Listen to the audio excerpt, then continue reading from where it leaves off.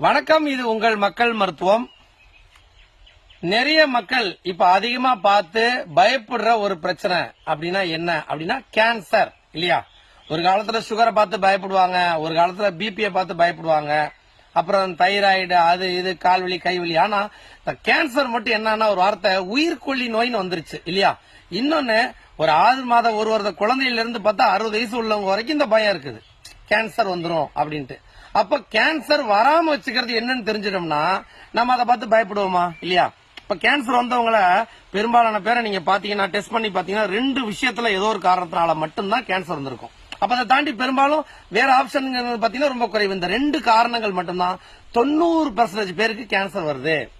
அப்ப வந்தவங்க சரி பண்றாங்க, மூலிகையிலயோ இல்ல ஆங்கில மருத்துவத்தையோ அதை விட்டுருவோம். ஆனா நம்ம எல்லாருக்கும் ஒரு அச்சம் இருக்கும்ல, வந்துருமோ, வந்துருச்சோ, அந்த மாதிரி ஃபீல் ஆயிருச்சுன்னு. அப்ப அந்த 2 விஷயம் என்னன்னு தெரிஞ்சுக்கிட்டோம்னா இனிமே வரவே வராது. ஏன்னா என்கிட்ட நிறைய பேர் தொலைபேசியில பேசுறவங்க, நேர்ல பேசுறவங்க இந்த மாதிரி சொன்னாங்க, நான் சொல்லுவேன் இனிமே வராது, உங்களுக்கு தெளிவுபடுத்திட்டால இனிமே வராது அப்படின்னு சொல்லி அனுப்புவேன். என்ன விஷயம்னா, ஒண்ணு அளவுக்கு அதிகமான மருந்து மாத்திரை சாப்பிட்டா கேன்சர் வரும், இல்லனா மனநோய், அதிகமா மன உளைச்சல் இருந்தா கேன்சர் வரும். இன்னைக்கு அதிகமா கேன்சர் வரவங்க 2 குரூப் தான். சாதாரண ஜுரத்துக்கு மாத்திரை சாப்பிட்டு திருச்சி பக்கத்துல ஒரு 20 வயசு பையனுக்கு பிளட் கேன்சர் வந்துருச்சு. ஒரு 2-3 ஜுரத்துக்காக 2-3 நாள் தொடர்ச்சியா வேற ஒரு டாக்டர் மாத்திருக்காரு. இந்த கெமிக்கல் எல்லாம் சேர்ந்து இந்த WBC RBC போய் மாத்திருச்சு.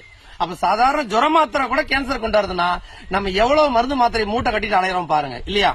அப்ப எவ்வளவு நம்ம ஆங்கில மருத்துவத்துட்டு வெளில வர வேண்டியிருக்கு.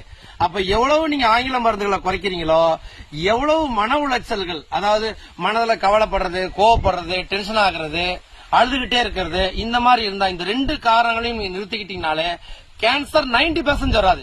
அந்த இன்னொரு 10% வேற வேற காரணங்கள் நிறைய இருக்கு. அது இன்னொரு பதில கண்டிப்பா நான் சொல்லி கொடுக்குறேன்.